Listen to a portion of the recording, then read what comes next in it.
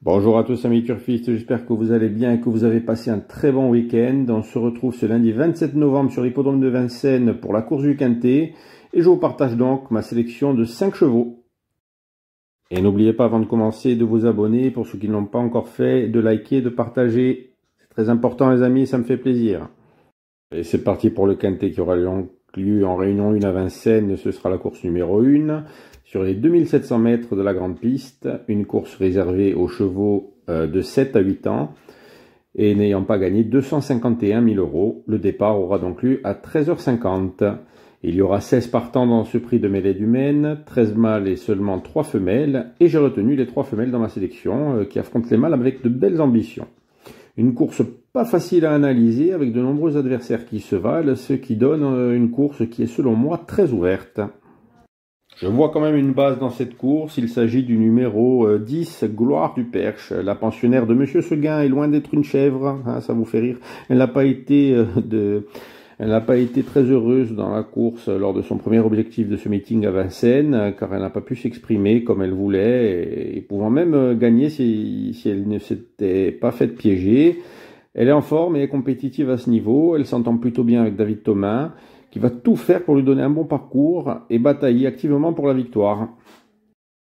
Pour la deuxième place, ce sera le numéro 8, Flying Brickell. L'élève de Sébastien Ernaud a peaufiné sa condition à Laval, où il était ferré en vue de cet engagement, où il sera cette fois-ci pieds nus. Il avait très bien gagné à Laval le 1er septembre, une course où Falco Douai, qui est le numéro 13 aujourd'hui, avait pris la 3e place.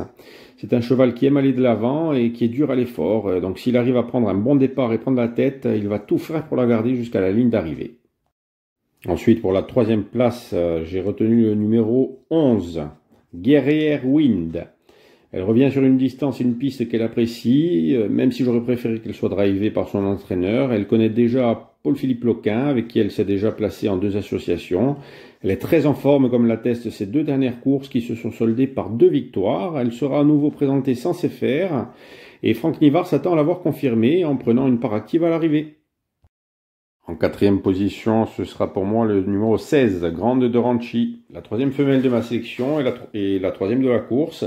Elle va s'élancer au plafond des gains et n'aura pas de distance à rendre. Après 2 courses chaussées, elle sera présentée pieds nus par Emmanuel Varin, qui avait dû repérer cet engagement. Cette jument de qualité est absolument à racheter, de plus qu'on a fait appel à Mathieu Abrivard pour la driver.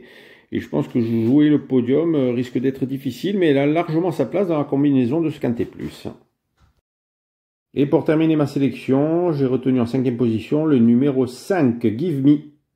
Le pensionnaire de Madame Séverine Raymond a maintenant 2 courses dans les jambes et a dû monter en condition par rapport à sa dernière course sur le parcours du jour face aux 6 ans où il prenait une belle 5e place avec un bon chrono. C'est un parcours et une piste qui lui convient, où il a de très belles stats et il sera à nouveau déféré des 4 et associé à Johan Le Bourgeois qui sera en tirer le meilleur et franchement il pourrait nous surprendre. Alors on résume ma sélection, on commence avec le 10, Gloire du Perche, le 8, Flying Brickell, le 11, Guerrière Wind, le 16, Grande de Ranchi et le 5, Give Me. Donc les amis, merci d'avoir regardé ma vidéo. Je vous souhaite une bonne semaine pour ceux qui travaillent, un bon lundi et je vous dis comme à mon habitude, après tout.